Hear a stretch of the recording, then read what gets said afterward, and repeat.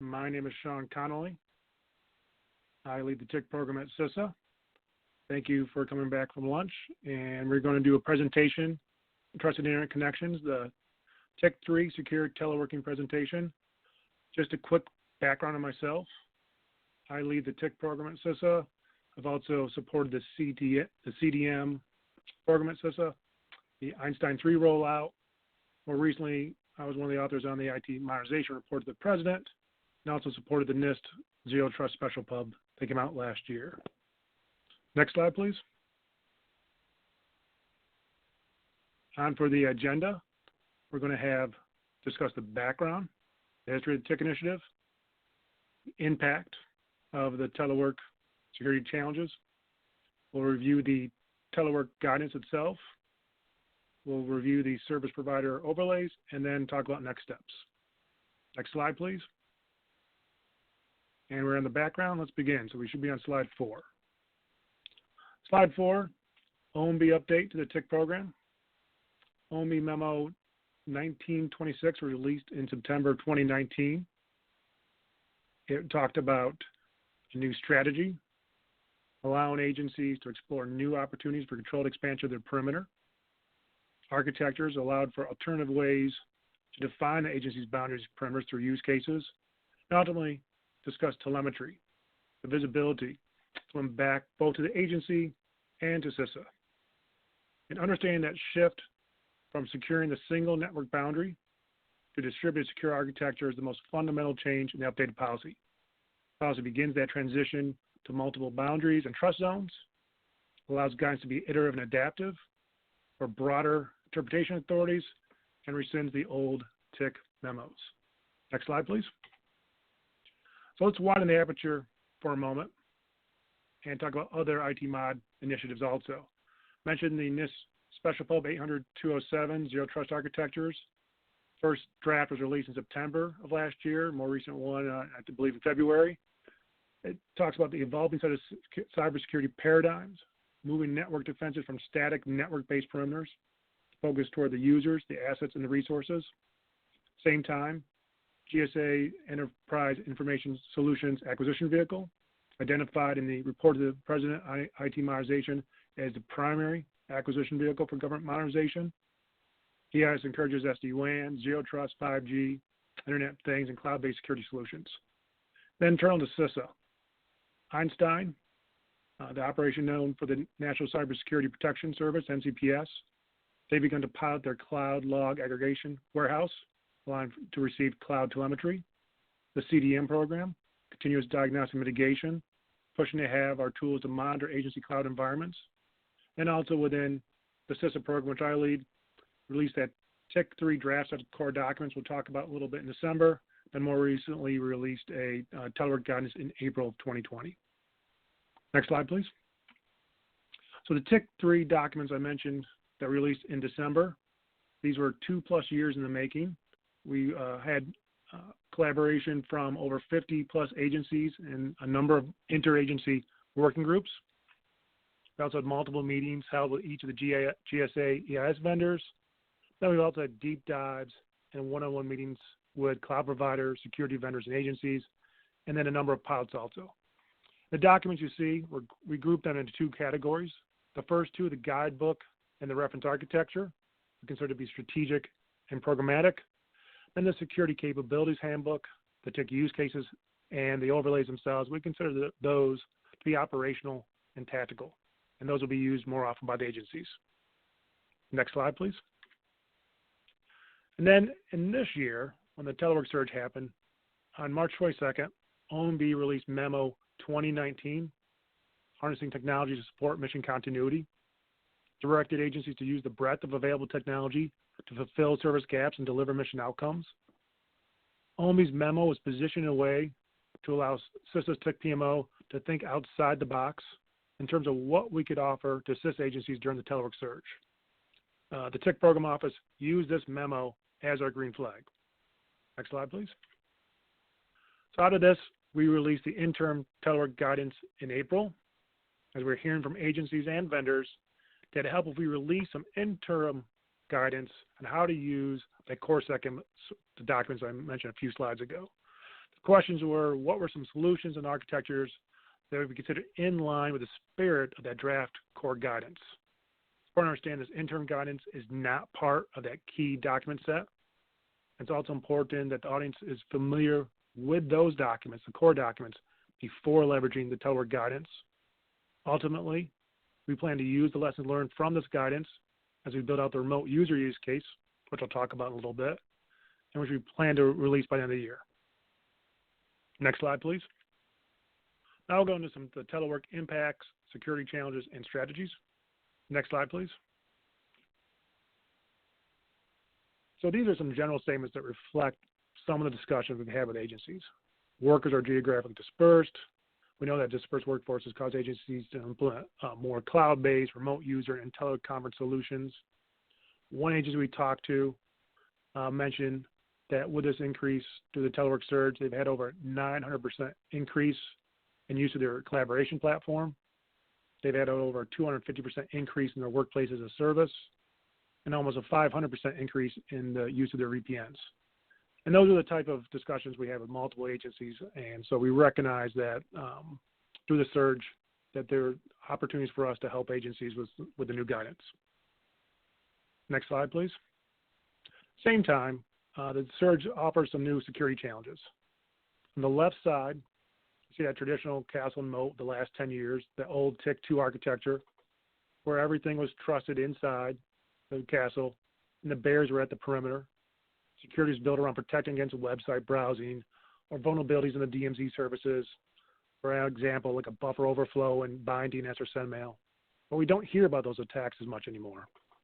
OMB Memo 1926 reflects that the connection model has shifted. While before, it was those fixed assets on fixed networks, meaning desktops and LANs, to where we've been for the last few years, to less fixed assets on less fixed networks, laptops and on-prem Wi-Fi, to where we're beginning to go now, entirely new platforms that aren't fixed at all, mobile and tablet, VDI or something on someone else's network. So the attacks are shifting. And this is across everyone. I want to say this across .gov, a commercial, trying to get the user to click on something, as in possibly a fake social networking site, to click on something in a messaging app. Adversaries are scanning cloud services that may not be protected correctly. The theme being that the attackers are going to where the traditional network controls are not located. The attacks are shifting to that new perimeter. Next slide, please. So Telework security and trust zones. One of the concepts we introduced in the core documents is the concept of trust zones. Trust zones can be the agency's entire network, as in TIC2, but it can also be an application, a user, a cloud container, an endpoint. Those trust zones are used to define how to secure the agency's resources. Those trust zone perimeters is now everywhere the enterprise needs it to be. The perimeter is now dynamically created. It's policy-based. Listen to Gartner in the way they talk about secure access, service edge, SASE. Ideally, we want to shrink that trust zone down to be as small as possible. But the TIC program allows agencies to have that flexibility to determine their trust zones. Next slide, please. I'll also talk a moment about Telework and Zero Trust and introduce these comments. So Zero Trust assumes that all users and access requests are suspect. In the upper right corner, you see that traditional security model where the end user supplies the credentials to enter the network, and once verified, the end user is granted access to the network. And then the lower right, the Zero Trust model, where you start to see this loop where trust is established and reestablished over and over again based on having a robust identity, credential, and access management solution, access control themselves, network analysis feeds into this, telemetry, threat intelligence, and that trust you establish has a half-life. It decomposes. The trust deteriorates. Talked to Dan Jacob from GSA, uploaded the Act initiative. Trust decays over time. Next slide, please. Telework guidance and architectures. So implementing that Zero Trust architecture involves extensive planning, both in the architecture and the design phase. We don't look at Zero Trust as the rip and replace as much as an augmentation of their current architecture. The interim telework guidance accommodates various architectures from that traditional to micro-segmentation towards zero trust. It allows agencies to embed the security services and countermeasures where they believe they'll best secure their environments. Next slide, please. Now we'll talk about the interim telework guidance itself. Next slide, please. So the overview of this, the guidance is intended for scenarios where agency teleworkers access sanctioned cloud services. The document is intended to be architecture agnostic and broadly support a wide spectrum of implementations from virtual private networks to virtual desktop interfaces down to zero trust environments. The guidance is not intended to be prescriptive. Instead, it should be leveraged by agencies and adapted for practical teleworking solutions. Next slide, please. So the traditional telework security pattern, this goes back to TIC 2, where agency campus, what you see in the middle, includes that TIC access point. Agencies were routing the teleworker sessions on the right, the teleworker himself is on the left, to the cloud providers through their agency their vendors' TICs. Aggregating all teleworker traffic through those single locations, those TIC access points of the agency campus, facilitates security policy enforcement and protects parity of small set of central locations. However, you scale this out. So now on the left, it's thousands of telework connections to the agency campus concentrators at scale, requires additional resources, incurs greater costs, and decreases performance. That TIC tax you may have heard us discuss in prior webinars. Next slide, please. So these show some of the options, the alternative telework security patterns. Each of these we describe in detail in the telework guidance. The first option, teleworkers can access the cloud resources directly. They have policy enforcement points somewhere along the path. The path itself is that orange line you see between the teleworker and the cloud provider, and those policy enforcement points, which looks like an orange donut in the middle. It will allow the agencies to position those PEPs, those policy enforcement points, where the agency feels it best meets the intent of the scenario. Option 2, the teleworkers first establish a protected connection to the agency, route that through that campus, and then to the cloud provider. And option 3 permits the agency to allow their teleworkers to connect to the sanctioned CSP resources through a cloud access security broker, CASB, or some other type of security as a service provider. Next slide. And with those options, we also have security capabilities, and we group them into the policy enforcement point capabilities and the universal capabilities. The policy enforcement point, the PEP capabilities, help to secure the applications, devices, or services. The universal ones we consider more background capabilities. One thing that's very important to understand, as architecture moves toward that zero trust solution, there may be a greater reliance on authentication mechanisms such as the ICAM to validate the remote users and protect data. We mentioned this earlier. We also want to work with agencies and vendors to understand these new architectures. Agencies have the discretion to determine the level of rigor necessary for applying those universal capabilities based on federal guidelines and risk tolerance. Next slide, please. This lists out the policy enforcement point capabilities. What's interesting to know is on the right side, you see those two groups, the Unified Communications and Collaboration, UCC, the Data Protection Groups. Those are new groups. Those are the ones we introduce as part of the telework guidance. And this reflects a memo where it's iterative and our guidance is iterative, where we can introduce new capabilities to support these new use cases. The capability is not exhaustive.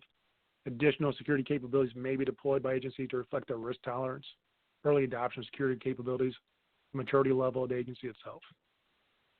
Next slide, please. And then there's also the universal capabilities. We believe these are the background capabilities. We list these in a way where we explain them. We understand that they're still important. It may not reflect the focus of the use case itself, but we want to give some tailored guidance for each of these different ones. So, and then we do that in the guidance. And it should be important to note that all this maps to the relevant NIST cybersecurity framework categories. Next slide, please. The telework guidance has a number of caveats. The guidance is not part of the current core documentation that I talked about before. Traffic to the public internet should still be routed through the TIC access points, including the Einstein sensors. And also, agencies interested in adopting this guidance may work with service providers to implement the capabilities and discuss telemetry options. Next slide, please, and I'll talk a little bit more about that now, the service provider engagement. Next slide, please. So the appendix of the overlay, in the guidance, the Telework guidance, we also provided a table, if you will, for vendors to fill out. These are what we're looking at to be our overlays. The vendors will align their services and products to the Telework security capabilities described in the previous slides. And then agencies can use those resulting overlays to identify products and services that fulfill the TIC guidance in a way that meets the agency's risk tolerance and business mission during the Telework surge. Next slide, please. The guidance itself, the agency should use those overlays to understand the coverage and gaps offered by a service provider's product and services. The service provider themselves are responsible for producing and distributing the overlay.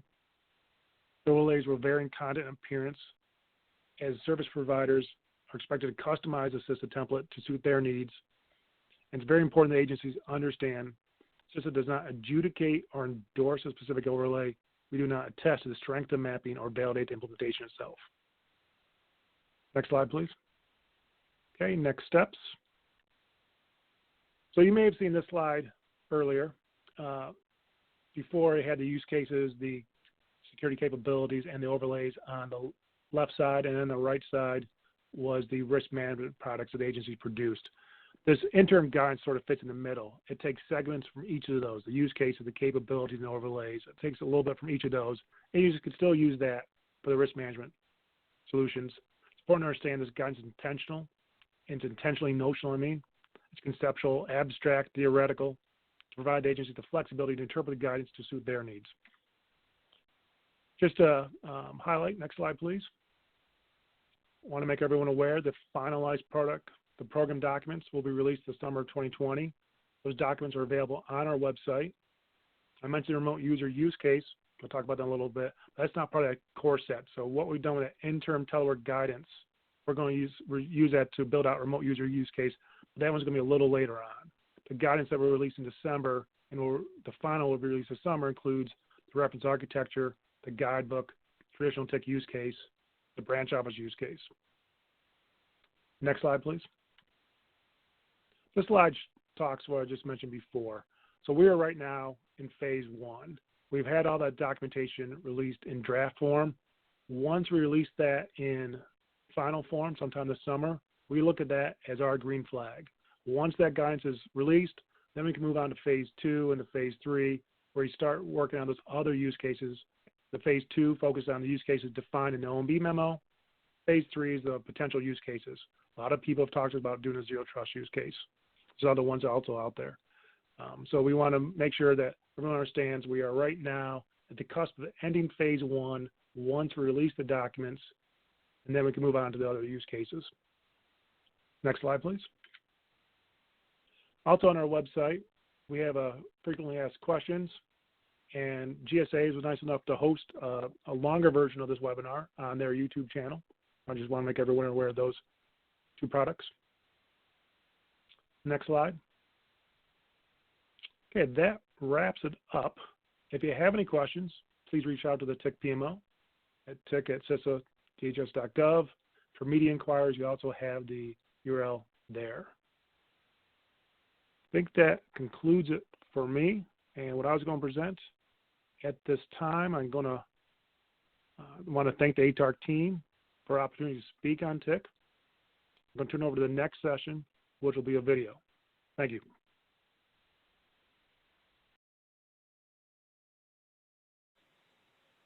Hello, everyone. My name is Tom Suter, and I'm the founder of the Advanced Technology Academic Research Center. And we're lucky enough to have with us John Clay, Director, Global Threat Communications over at Trend Micro. How are you doing today, John? I'm great, Tom. How are you? I'm doing fantastic. And where are you joining us from today? I work out of a home office in Colorado. Oh, wow. Beautiful out there. Well, thank you for joining us, and I'm looking forward to your presentation. And now I'll turn it over to you.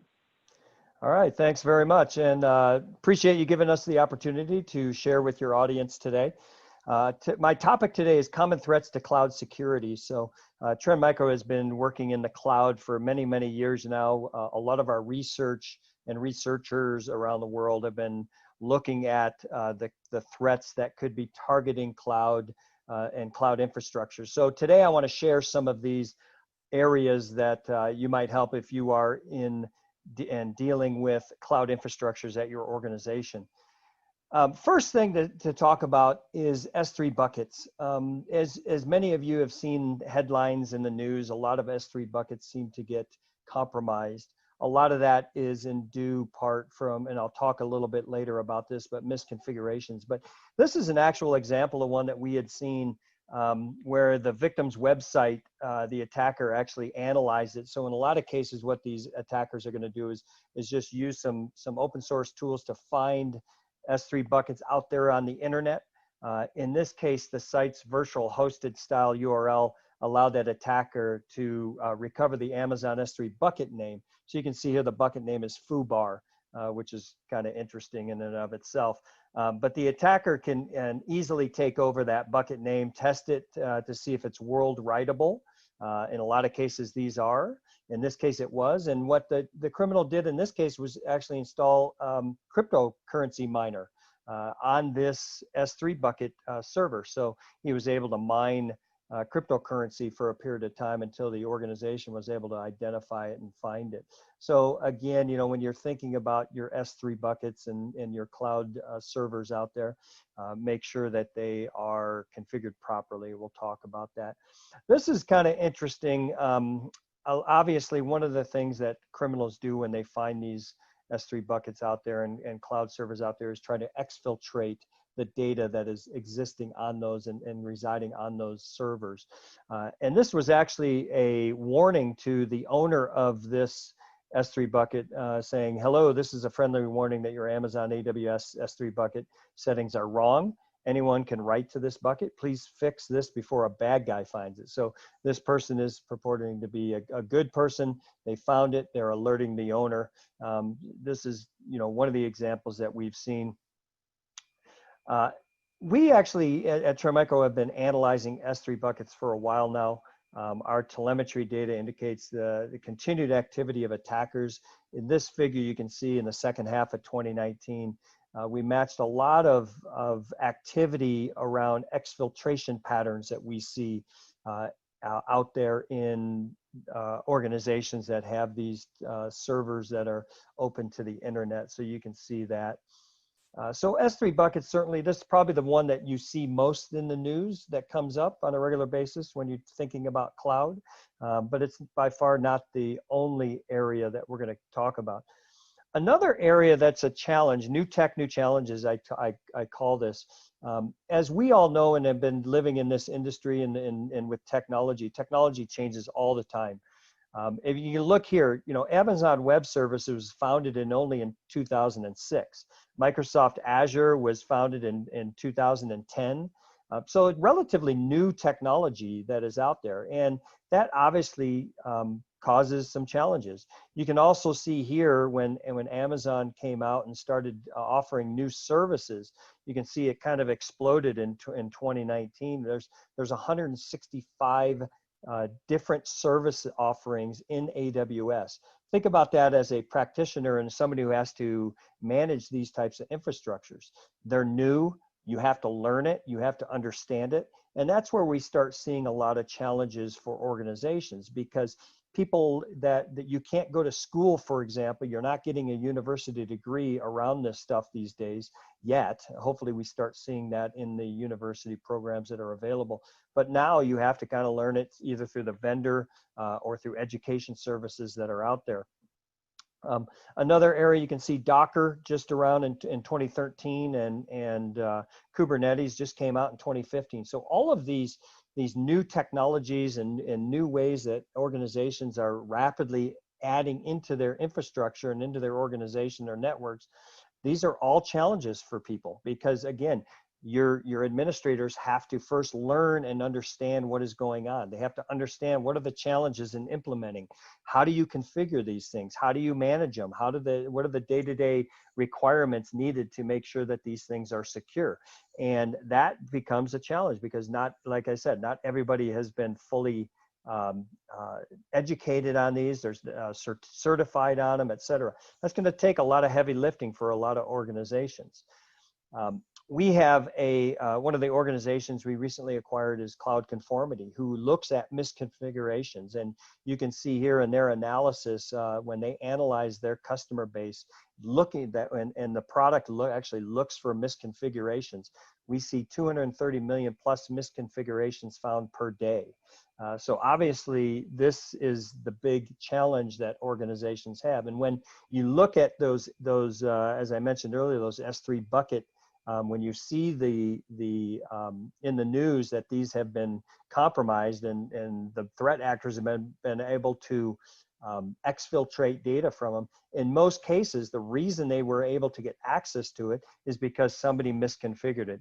Out of the box, most S3 buckets are fully secure. It's when you change a configuration, you change some settings on that within that S3 bucket environment, all of a sudden you expose it to the internet. If we look at Dark Reading published this list back in September of 2019, but the top five cloud misconfigurations that we see out there.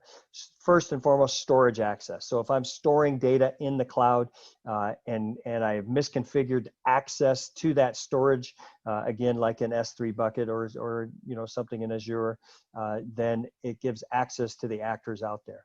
Secrets management, so if you're managing some of those areas, misconfiguration that. Disabled logging and monitoring. This is a big one because in a lot of cases, you'll be able to identify when something happens, but if you've disabled your logging and or your monitoring capabilities, obviously you're not going to be able to see something that occurs that maybe gives you a red flag that something is wrong in that case. Fourth one, overly permissive access to hosts, containers, and virtual machines. Again, access privileges is a big thing we're seeing today. I'll talk a little bit here about credential theft, but certainly if you give over access to a lot of these hosts, a lot of these containers, et cetera, it's going to could cause a challenge for your organization. And then lack of validation, validating that something is correctly configured and so forth. These are all five of these are some of the top things that we see as misconfigurations in cloud infrastructures. Another area that, again, that is new is Docker and using containers in the cloud. We put this out there that a Docker server should never be exposed to the internet. And one of the things that we found recently is, and one of the things that we as an organization, a security organization, obviously installing code on someone else's server without their permission is definitely illegal. So we don't have any sympathy for someone. In this example, you actually see somebody put into the Docker container that disclaimer: I only want to mine. I don't want your data or anything or even a ransom. Please, if you find this code, don't post it about it. Let's talk. So essentially, this person configured the container, compromised it to mine cryptocurrency, and in his mind, that's not a bad thing. He just wants to borrow your services, borrow your resources of that container. Obviously, one of the challenges you see is cryptocurrency mining on a server is likely one of the last stages of an attack. So this probably happened after something else was done on this container. And so obviously, again, we don't have any sympathy for somebody who did this. The organization should obviously remove that information and recover that container. But again, these containers in a lot of cases get misconfigured and they get open to the internet. Leaked credentials are a big problem. If you look on the left side, this snippet leaks what is seemingly a valid API ID and key for an AWS account to anyone looking for it. So using that information, obviously a criminal could take over an entire account. Again, somebody leaked this snippet out there, or this was on Pastebin. So anybody and everybody looking at it in Pastebin could see it. Obviously, not a good thing for somebody who posted that. On the right-hand side is a screenshot of an AWS dashboard of a Russian company that lost $12,000 in a day after cybercriminals stole its credentials and took over its account. So it utilized their account to go and get services and buy services for them. And leaked credentials is a big one, because what a lot of these threat actors are going to do is obviously try to brute force your credentials. So if you have weak credentials on your accounts, they can utilize brute force attack to get access to them. Also, phishing credentials. So they'll phish credentials of your administrators and then utilize those credentials in the cloud for the cloud accounts that are available to them. So looking at securing your accounts, obviously, two-factor authentication, it's a multi-factor authentication, obviously, is something we recommend there. We also, as I mentioned earlier, a lot of people are trying to learn about this new technology. So there's a lot of tutorials out on the internet, and there can be some mistakes made in those tutorials. And we have some examples here.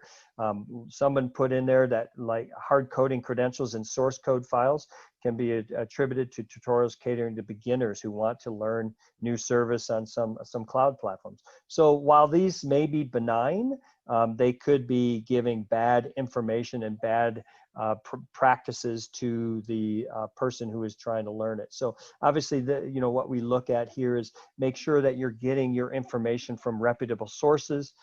Go to classes, look at the vendor that your cloud vendor, and going to some of their classes or downloading their tutorials versus just trying to find tutorials on the web out there. So the last area, so those were some of the things that we have seen. Obviously, there's more than just these, but I wanted to highlight some of the key areas that we saw with dealing with cloud infrastructures. Now let's talk a little bit about how to secure your cloud. So when you think about cloud, there's a lot of different areas, as we've talked about earlier, lots of different areas of your cloud infrastructure. So these are some areas you may want to look for as you're talking to a vendor. First and foremost, workload security. So make sure your workloads, your container, your host security are configured to be secure. Look for your anti-malware. Look for your behavior monitoring, your machine learning technology that can identify if a piece of malware or a ransomware or something like that is getting access to your system. Also, IPS, IDS on the host to make sure that somebody's not exploiting a vulnerability within that infrastructure. We talked about containers, so container security.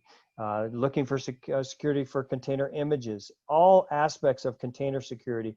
Now you can get access to and securing those containers takes some dedicated technology. Application security for serverless functions, APIs, applications. So as you're building applications for your cloud infrastructure, make sure you have some technology that can analyze that, scan it for malware, scan it for vulnerabilities, etc. As we talked earlier, there's a lot of storage going in the cloud. So file storage security, scanning for cloud storage services. If you're building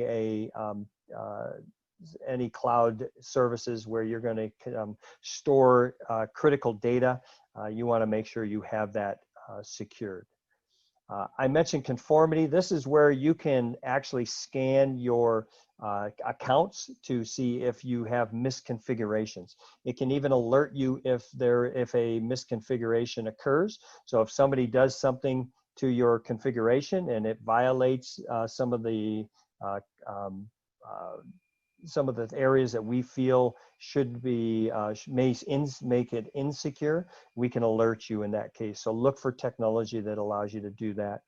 And then lastly, network security of your cloud infrastructure. So network layer IPS, cloud IPS, where we can scan and do virtual patching of vulnerabilities that are associated with the cloud infrastructure, whether it's the applications running or the underlying operating system that's running your cloud infrastructure.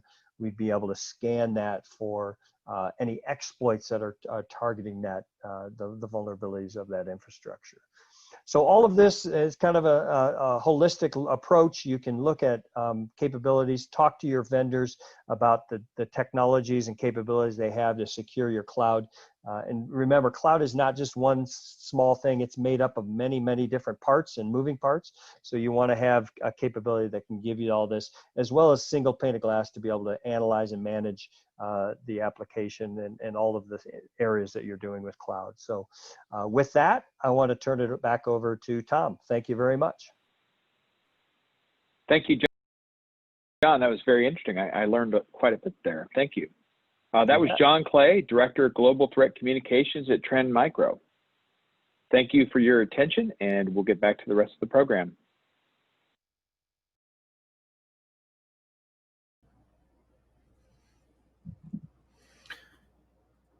Thanks, Tom. I'm Jason Miller from Federal News Network. I'm hosting this session here, and I'm joined by my two guests on this one.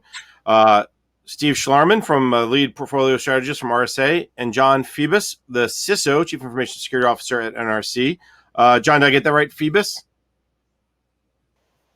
Phoebus, close enough. Phoebus. It's the names always kind of throw me the curveball. So Phoebus, we'll get it right this time, though. All right. Well, thanks to Tom Suter and all the folks at HARC for inviting me to moderate. This is my second one of the day, and as I said earlier, these all get a little easier. The live events, I still miss them, but these are starting to grow on me. As you heard, I'm Jason Miller, executive editor of Federal News Network. Usually when I moderate panels with HARC or wherever, I like to start with a little trivia. Now, it's harder to do trivia virtually, so I'm just going to throw out some facts. Maybe get us going, get us thinking about the topic, which is obviously identity and access management. So a couple facts. This is some research I did last night. So take us back 18 years, the federal PKI bridge, that's when it began exchanging digital certificates. NASA, Agriculture Department's National Finance Center, the state of Illinois, and Canada were among the first users exchanging digital certificates. So it's been 18 years. The government-wide credential service called login.gov. Latest statistics from there, 60 applications at 17 agencies are using login.gov, including the Defense Department, Homeland Security Department, Energy, and Transportation. Over 17 million people have signed up to use login.gov across all these applications. And finally, some other food for thought. August, it's a big anniversary. 16 years since HSPD 12, Homeland Security Presidential Directive 12. That really gave identity and access management, I'll call it the kick in the butt that it probably needed. It's still not done. It's still a long ways to go in many regards, but OMB stopped providing data on the PIV implementation. But the last thing we saw a couple years back was about 95% of everybody in government had one. And that was the first goal. Took way too long, but people have them now. They can use them. So with that, a little bit of facts to keep you going to start your afternoon here. Let me tell you how the panel is going to work. It's more of a fireside chat than a big panel. It's Steve, it's John, and we're going to, I've asked each of them to take just a few minutes, maybe 3 to 5 minutes, maybe a little longer, and tell you something you don't know. We don't really do intros. I don't do a lot of bios. If you don't know what the Nuclear Regulatory Commission does, you can look them up. I'm sure John's out there somewhere. But we're going to talk about identity and access management, and then we'll hopefully get to your questions. So please participate in the discussion. Please do not be shy. And so, John, why don't you lead us off and tell us something we don't know about what's going on at NRC? So the NRC is a wonderful regulatory agency, and everyone loves rules and regulations. And we license the nuclear power plants, civilian use of nuclear materials, and fuel cycle and materials licensees. So we like to track all those materials across the country as they go from where they start out to where they're going to be used. And we have licensees that run from producers of energy to your neighborhood dentist who takes x-rays with, nuclear materials. We have about 4,000 folks working for us now. A fun fact is 2 years ago on our record-setting day for remote access, we had about 20% of the agency during a weather emergency, one of the snow apocalypse events, doing telework.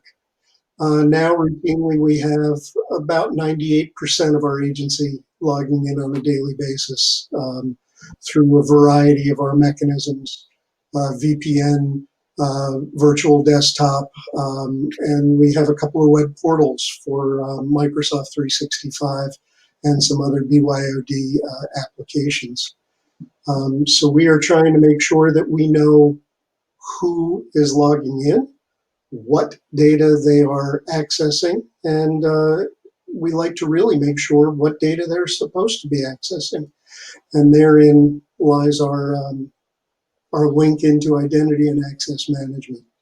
The public has a lot of right to know what we do. We want to make sure they have access. And then we have some other stuff that we work with our licensees on. Some of that is proprietary information, and the public doesn't really need to know that, but they do want to know what it is we're doing to make sure that our licensees are complying with our regulations and requirements.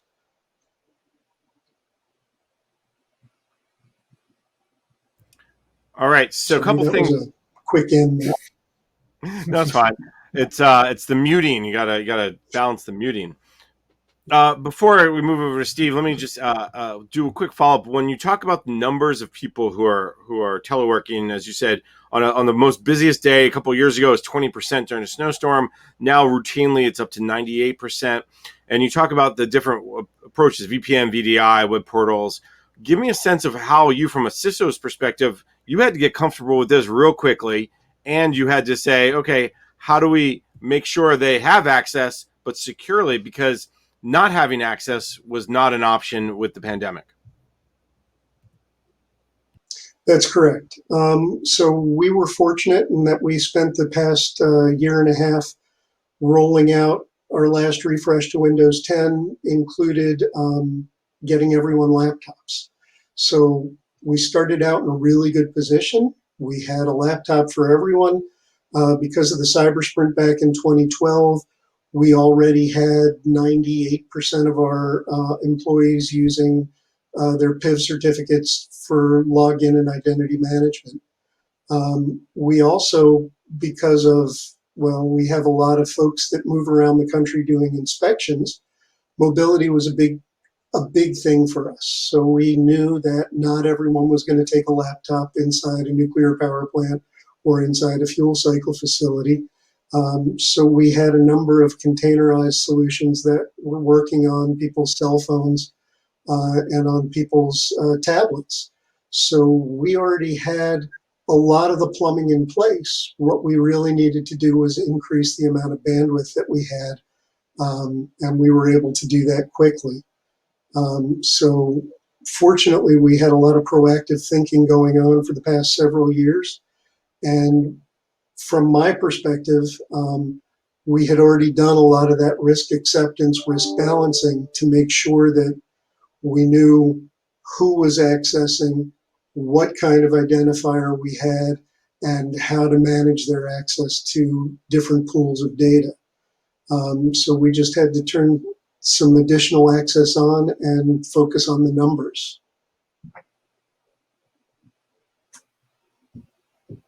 I think that's a key piece here, that the way the NRC was already set up for the teleworking, it was not that big of a lift. For other agencies that maybe were not as used to teleworking, maybe didn't give laptops for everyone, this has been a bigger lift.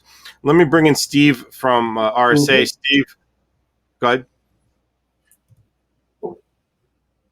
Steve from RSA, let me bring you into this discussion as you are talking to your government clients, as you guys are working in the federal market. What are some of the things you're seeing? What, tell us something maybe we'd be surprised about. Tell us something we don't know. Well, a lot of it goes along with what John was talking about. We have seen a tremendous increase in remote working. And from RSA's perspective, most people know RSA either through our secure ID tokens or through the RSA conference.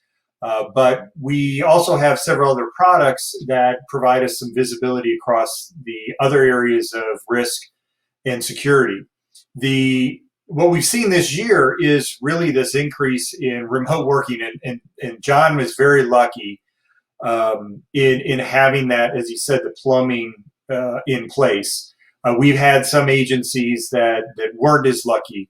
An agency calling us up and saying we have 48 hours to empty our buildings, and we don't have multi-factor authentication set up for them. They didn't have the laptops, as John mentioned. There's a lot of logistics with that. So there was a lot of I don't want to say shortcuts taken, but there was a lot of decisions being made under pressure because access or not having access was not an option.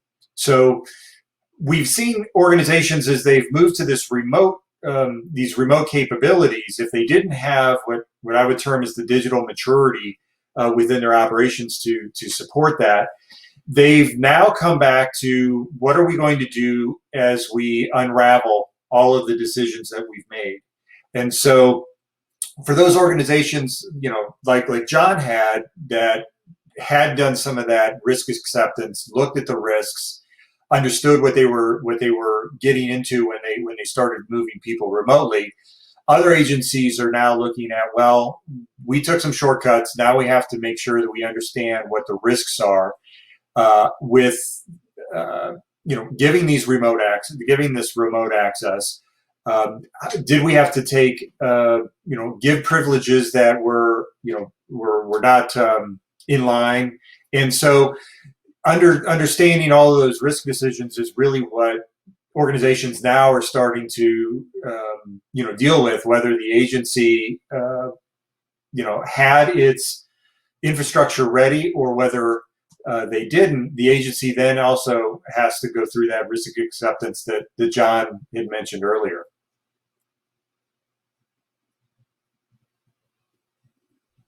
You bring up a fascinating idea, this idea of shortcuts. We'll call them innovations. We'll call them agility. We'll call them the ability to move quickly versus we'll put a positive spin on it, if you will. But I'm interested in, Steve, give me maybe some high level examples of what a innovation would be. What did some agencies have to do to get them to the ability to work remotely very quickly? What's an example or two? Well, the logistics side of distributing tokens and getting laptops in people's hands and so forth was a major challenge. I think one of the innovations is the fact that security operations, in many cases, part of their role is to understand users' activity, and so they understand users' behaviors. They understand the peaks and the usage patterns and so forth. And all of this remote working has thrown a wrench into that understanding. If the organization had if the agency had not kind of contemplated all of the shifts from a user behavior perspective. So I think one of the innovations that we saw was the standing up of virtual SOCs. Security operations teams are usually really comfortable with sitting in the same room, working problems together. So now not only are they dispersed, the tools and technologies that they're using may or may not be suited for that type of work environment. So I think a lot of innovation happened on the process side when security operations teams now had to react to these different user behaviors and adjust what they thought they knew about their user community and applying that to the new this new way of working. John, come back to the discussion here a little bit and talk about maybe something that was innovative that you guys did within NRC. As you said, you were pretty well situated, but there's had to been some sort of challenge, something that you had to overcome that maybe you had to maybe throw a little innovation at. So there were still huge challenges. I mean, when you have a few endpoints, a few, man, having a word. Now I've got thousands of people. They're all over the place. I'm used to having my endpoints all contained inside my main facilities. Now I've got to figure out those data patterns, as Steve said. I'm looking for when are people coming in? How are people coming in? How often are they coming in? Are they coming in the same way from the same IP addresses? How am I going to deal with patching? I've got limited bandwidth on my VPN. Do I really want to use that precious bandwidth for patching? As important as patching is, it's still not my top priority for getting my mission done. So we looked at what could we offload from the VPN? How could we manage that? What risks were we taking? What decisions did we have to make? And who needed to make those decisions? Because it was out of process from our usual, I get a recommendation, make a recommendation to the CIO. Sometimes we need to do a procurement that also has to go up through the CIO as FITARA. But now we're trying to make things happen on the fly. So we were able to get bandwidth. We were able to do use our cloud occupancy to do some patching. The cloud management gateway from Microsoft 365 was great for allowing us to patch our laptops that are now sitting in people's homes instead of using our patch management solution at our facilities. So there were still a huge number of decisions that had to be made on the fly. And we think overall we've done a pretty good job. Granted, I'm guessing as we start getting people back into the facilities over the next few months, we may have to rethink some of what we've done and reimagine how we start balancing between what's going over internet, what's coming through our internal network, and how do we get it to our end users. But flexibility is something we're trying to do. Mobility is a big focus, so we knew we wanted to have people out and about anyway. But it wasn't something we were all expecting to do, in the few weeks, ripping that Band-Aid off, sending everyone home. We were very focused on our PIV cards, but we also figured that we have some devices, especially BYOD devices, that don't have card readers.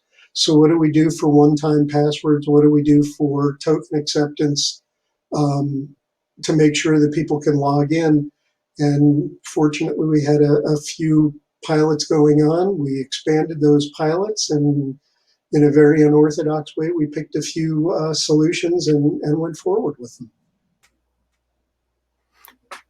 I want to remind the audience, please submit your questions. John and Steve are probably happy to hear from you rather than me. I do get paid to ask questions as my job, which actually, until we get a couple more that come in, we're waiting on some. Let me ask, since the title of this panel is Identity and Access Management, and there's a big focus on, we hear a lot about zero trust, and we hear a lot about the different pieces of ensuring that John is able to see the right data. He's able to use the right data. He has access to the right applications. Steve, what are you seeing from agencies? How are they applying these concepts of identity and access in this remote workforce? It's not necessarily new, but it's different. Yeah, I think the remote workforce it's another variable into the mix.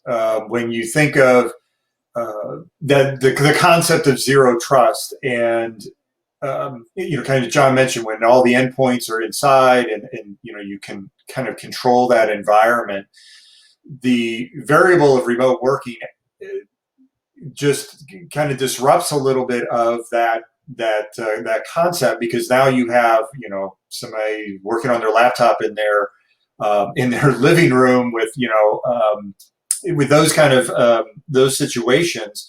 So I think zero trust as a concept is very strong in providing the right direction, but it's going to take agencies time to get through that. John mentioned, picking out luckily they had some pilots going on, and being able to pivot those. One of the things that we're hearing is a lot of acceleration of digital initiatives, and it goes beyond just beyond the identity side. It is just, this has been a wake up call. If you were kind of jogging towards more digital capabilities, people are picking up the pace, and that puts some increasing pressure not only on the technologists, but the security, the risk functions, the compliance functions. Dealing with those different accelerates is going to be is going to be a challenge. But I think as they look at the concepts around zero trust, it's a good place to start. But remote working is definitely going to be a variable that will have to be factored in. Again, going back to what John said, you have individuals coming from different sources, they're using different devices. So let's apply those concepts within the context of the new remote reality, if you will. And to use buzzwords, we were using role-based authentication for years. So somebody had a specific role. We knew what they were supposed to do. We knew what they shouldn't be doing. And we did that for our devices as well. A printer should be accepting stuff and accepting data and spitting out paper.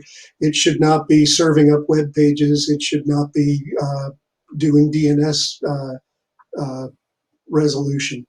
So we're trying to extend this as we go forward. I know who my people are. They have a variety of certificates that authenticate them in a variety of ways. So I have a personality for me being a user.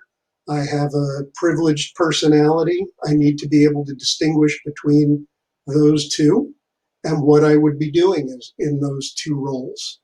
I know what my data is. I know who I hope should be accessing it.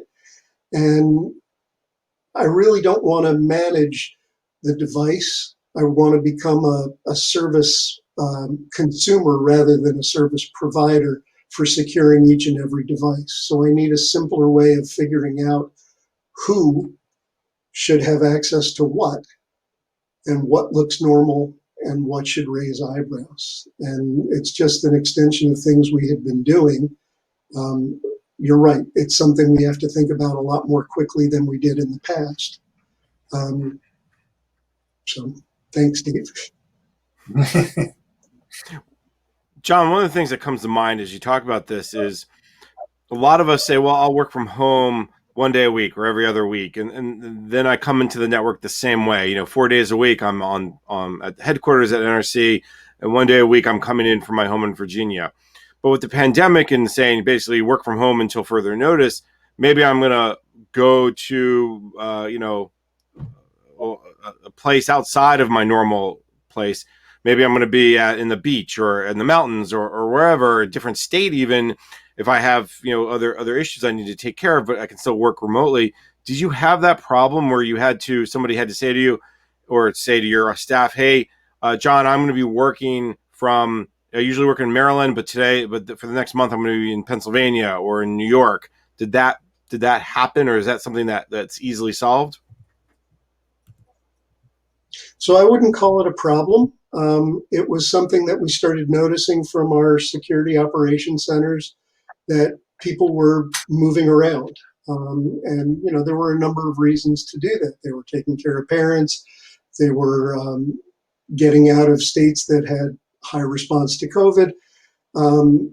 There were great reasons for them to be doing it. And it just was fortunately something we could see was happening. And then after a few question and answer periods with some people, checking in to make sure everything is okay, we started getting these stories. And we were working with our Chico, the human capital officer, to make sure that we understood why people were moving, what was driving them to do it. And as long as they weren't changing their user personality, it really wasn't that big a deal to us. It was a pattern that we started to recognize, and then it became just another pattern that our operations folks were looking for. And I think that's what I was trying to get to is did you had to recognize that pattern? It'd be one thing if you had an employee that was all of a sudden always in the U.S. and all of a sudden started coming in from China. That would be something that'd be a little bit of a red alert. But at the same time, there's a whole issue of attribution and knowing where people are typically coming from. So if they may come in from New York or Pennsylvania or Florida, that still could send up sort of a flag and cause the system to say you may want to talk to Jason or Mary or Bill or whoever. Was that part of what you guys were doing as part of the Security Operations Center? That was part of what we were doing. We also do have we are a model regulator. We do a lot of international outreach. But we have a number of different processes and procedures in place before people do that international travel so that we have awareness. If someone all of a sudden was coming in from, somewhere overseas that we weren't expecting them, that would raise a whole set of other flags, and we have processes in place for making sure that gets contained. If you're moving between Pennsylvania and Rhode Island, that's your choice, as long as all of a sudden you aren't trying to become a system administrator when before you were a project manager. That's okay. We can deal with it. Steve, come back to the conversation a little bit and walk me through some mistakes you saw or some areas of concern maybe you saw as you worked with the federal clients. What are the potholes that they stepped in or should be aware of not to step in? So the one factor that I think is really important to consider is the fact that I mentioned before. Many of these decisions for those agencies that had to make some kind of on-the-fly adjustments, recognizing early that they may have to backtrack, they may have to undo some things, they may have to take a look at some decisions that were made, and not realizing that was going to be coming around the bend. I think that has been, one of the challenges is just keeping track of everything that was, out of the ordinary, and the decisions that were being made, who owned those decisions, and then being able to catalog them, come back to them, take a look at, what are we going to do in the future. So not knowing all of those adjustments that were made, I think, is one of the biggest challenges, just tracking all of those issues. And so if you haven't, done all of that and, cataloged what has been adjusted to revisit it, then there's going to be things that are going to be left, fall through the cracks. So I think that's one of the biggest things that could affect the future discussion around the risk tolerance and settling into the new norm. The other thing that agencies have to consider is the balance between the innovation and the compliance side. To meet the mission, there's always the compliance angle, but at the same time, you can't let the ball or the pendulum swing too far in either direction. So you need some innovation to help drive towards your mission, and there's going to be things. John mentioned they had pilots going, which was very good. To be able to adjust towards those. You can't forget that there's the innovative side that will help deliver on your mission. And if you go into those innovations with understanding, you have to balance it with compliance, will help, adjust to those digital needs that, to deliver. Do you get a sense, Steve, that there was a big lesson we learned about cybersecurity and specifically identity and access management during the pandemic? And I'll give you a half a second to think about it, because I'll give you a personal example. Federal News Network did a survey back in April timeframe. Just an online survey. I'm not saying it's scientific. We got about 1,100 of our listeners, readers, giving us feedback. And one of the questions we asked was, what surprised you the most about the remote working from home? And one of the most surprising answers to me was the respondents, the federal employees, said I was surprised by how much I was able to get done at home. Like, I think they never had that experience of okay, I could do certain things at home, but could I do everything? And I think that is a testament to the stuff that John did and his colleagues at in the CIO's office and vendors from around the government who really have stepped up. But was there something that kind of maybe surprised you about this entire work from home? And let's tag it back to the topic, identity management, or at least cybersecurity. Yeah, it's funny you mentioned that, because we've seen that on both on the government side and our commercial side of companies who maybe had targets for remote working that said, in 2 years, we want 25% of our workforce to be remote. And now they realize, oh, we were productive, we got things done, we stayed on mission, and we were at 98% or, greater than 90%.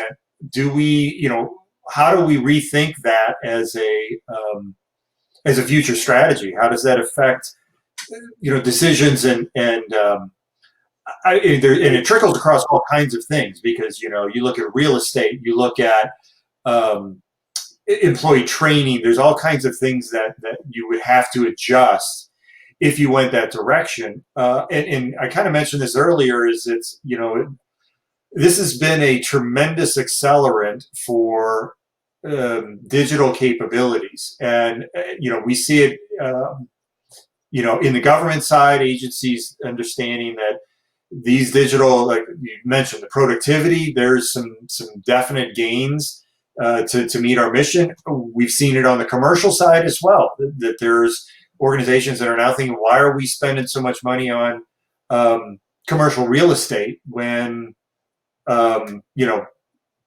workers are just as productive remotely. So I think that's really interesting to see that the productivity numbers for those organizations that could shift quickly. I think it was a very good lesson in the potential. We all knew the potential was there, but I think this was I don't know, you said something about ripping the Band-Aid off. I mean, this was, we had not having access was not an issue, not an option. We got to figure it out. And, it was interesting to see those agencies that were very productive. That's a very interesting kind of insight from that survey. And John, I'm gonna give you the last word here, because we're just about out of time. From your perspective, how do you carry over what you learned from the pandemic as things, I hate the term return to normal, but as employees return to the office, as there's this hybrid of working remotely but also working in the office, how do you take what you learned and apply it? So an example of a change we've been trying to implement for years was the use of digital signatures. People have been printing off paper, signing it, scanning it back in, sending it on to the next person in line. This was a great opportunity for us to say, hey, you've already got that certificate. That certificate can be used for a digital signature. It's non-repudiation, so you can't say that you did not sign it. Let's start looking at processes that we have in place that maybe we could get the paper out of, keep it all in digital, make it more efficient, make it more accountable. And I think that's going to be the biggest thing that we deal with as we move back to reoccupying our office space, is that we're going to rely less on putting things to paper, putting things to an actual physical signature, a wet signature, and start looking more at the digital ways we can go to be innovative quickly. We've been using the cloud. We've been looking at what's available in the cloud. And as people come to us with use cases, we've been saying, hey, we've got a tool for that. You're already authenticated to the cloud. This would just let us use the same things we already have in place. We don't need to worry more about paper.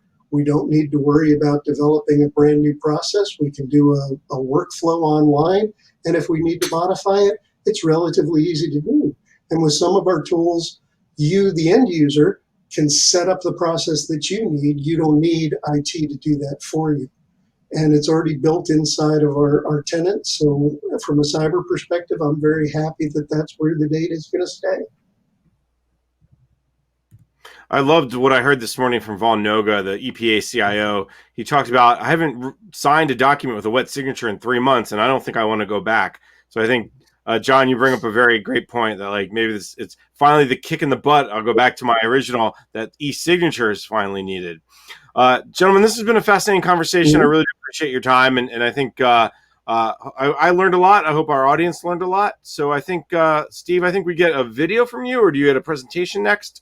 What comes next? There's a presentation video. Yep. All right. Well, thanks. Thank you all very much. So we'll turn it back over to you and the rest of the staff from ATARC.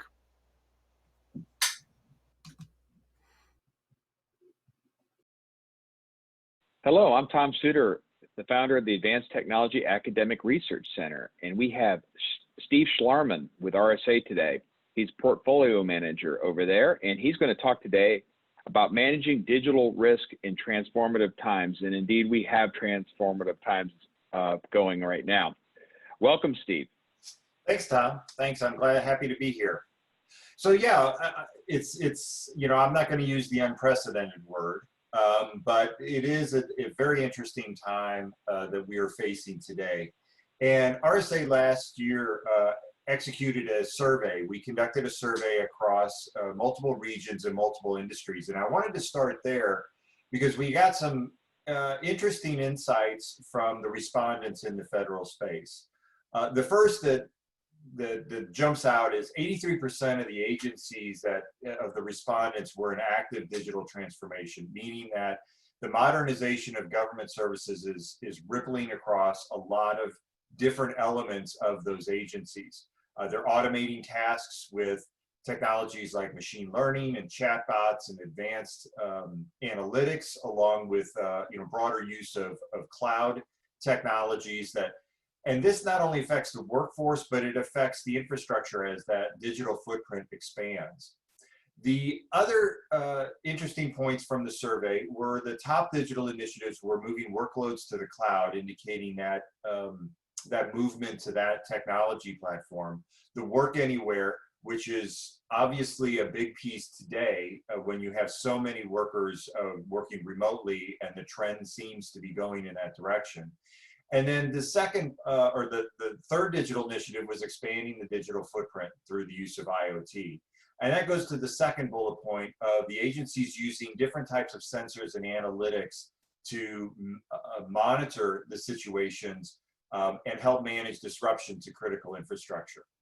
And the last point that jumps out from this survey was that the top digital risk areas were cybersecurity, privacy, and workforce-related risks, which is an indicator of that government systems have always been the target of malicious actors. But when you couple the expansion of the capabilities in the threat actor world, along with the technology adoption to provide these digital services, it creates a significant risk profile. So you have expansion in both areas. You have expansion in the capabilities of threat actors, and you have the expansion of the digital infrastructure within agencies. So this is it's a well-known fact that government systems have always been the target, but these two factors really increases the amount of digital risk. The other thing that I wanted to talk about today is obviously the disruption that we have all seen this year. There have been ripples across all types of industries, and government agencies are no exception. And we can look at those disruptions in four kind of key areas. The first is in operations, simply because of the nature of the pandemic and government services being many essential services. Disruptions in those areas are going to change processes and affect how those services are delivered.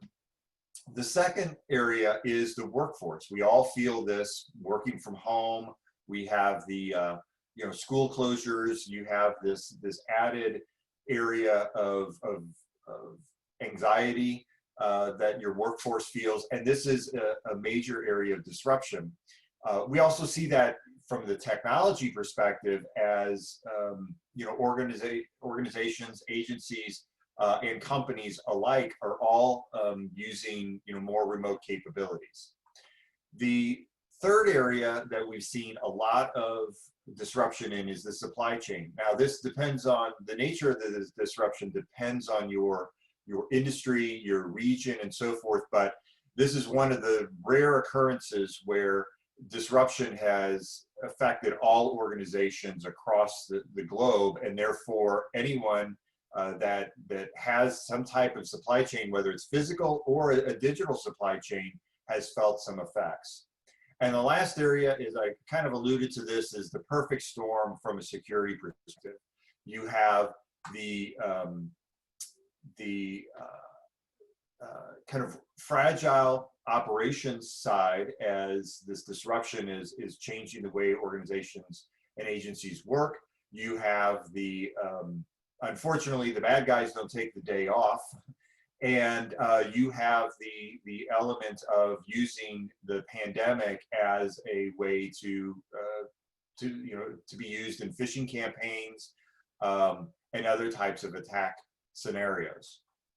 Now, when organizations and agencies alike are facing all these disruptions, they generally go through kind of 4 loosely defined stages of containing the disruption, which is the immediate emergency steps, sustaining the operations, so let's keep things moving forward. But then they move into phases of assessing and adapting. Assessing is really looking at what are the controls that have been perhaps relaxed during the disruption or have been changed because of different factors in the disruption. And the adapt phase is really, what are we going to do after the disruption, or you know, kind of the move back to the new normal, whatever it is.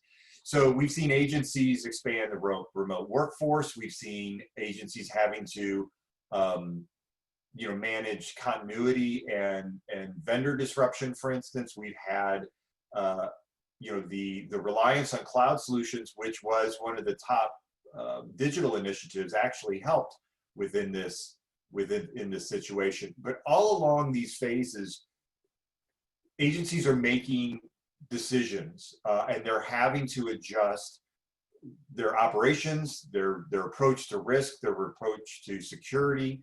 And when you take all of those decisions in concert, they can really be summed up in 8 key areas: compliance, managing process automation risk, which is really the adoption of things like chatbots and advanced analytics. Resiliency is an obvious element of managing risk in this disruptive period. Third-party risk, we talked about the supply chain. You have dynamic workforce, meaning the changes in your workforce. Data governance and privacy is always going to be there. The cloud element, and obviously, last but not least, is the mitigate cyber attack risk. So these are 8 core areas of what RSA terms as digital risk management. And when you look across these 8 areas, there's really 3 major initiatives or strategic efforts that organizations have to take a look at. And this is what we see federal agencies looking to do, is first evolving security and risk management to support that digital transformation. The acceleration of digital initiatives is expected because of the nature of the disruption of this year. So the delivery of products and services through digital means has helped agencies meet some of these challenges during the disruption. So to support that digital transformation, the evolution of security and risk practices is necessary. So we've seen this, for example, when OMB Circular A123 came out, and enterprise risk management has become more of a topic for agencies in the public sector is learning, just like the private sector, that ERM is no small undertaking. So the first major strategic effort is to look at security and risk practices and how are those practices meeting the needs of a digital transformation. And automation is going to play a big role when you look at processes like risk assessments or security assessments. The second strategic effort is obviously is digital services, depend on the infrastructure. You have to understand and appropriately respond to cyber threats. That's not going to go away. The malicious threats are real and can lead to disruptions, data breaches, reputational damage, financial impacts, and you have to think of these threats across the whole expanse of your digital infrastructure. So that means cloud, mobile, IoT, and even the third-party ecosystems that your agency is working on. I mentioned earlier, one of the top initiatives in many agencies was the expansion of the digital footprint through IoT. So this is especially relevant for those agencies that are doing that. And then finally, the regulatory landscape is going to remain. So obviously there is a history of compliance within federal agencies, and as digital services are increased, you have to keep an eye on the privacy and the data regulations that are affecting those types of systems. But when you focus on these three strategic areas, that helps an organization build an integrated approach to managing digital risk. I like to say that the risks are as hyper-connected as your agency. So as you connect more and more systems, you leverage more and more third parties, you introduce new technology, infrastructure, and architectures, all of those increase the connectivity within your agency, and therefore all of the risks in these 8 areas have to be connected through some strategic initiative, and RSA terms that as digital risk management.